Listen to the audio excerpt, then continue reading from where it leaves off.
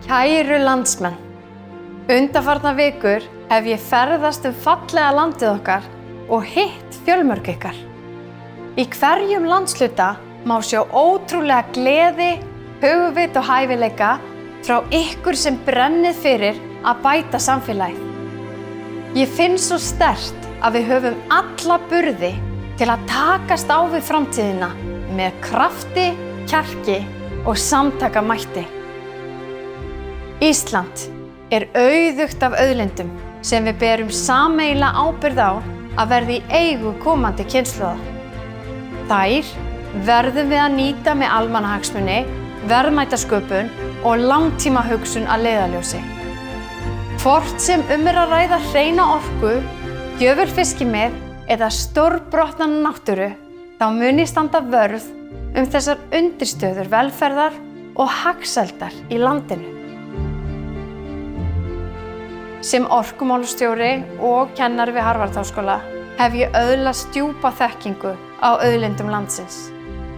Jafnframt hef ég helgað mig jafnréttismálum sem stofnandi alþjóðlega verkefnisins Project Girls for Girls eða Stelpur styðja stelpur, sem hefur eflt ungar konur í tugum landa víðsvegar heiminn, meðal annars á Íslandi.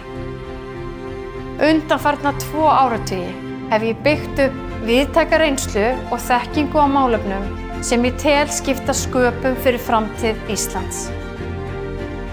Sem forseti mun ég byggja á þessari reynslu til að efla tækifæri og samstöðu þjóðarinnar, rækta nýsköpun og vinna óþreytandi að hagsmunum landsins hér heima og að heiman.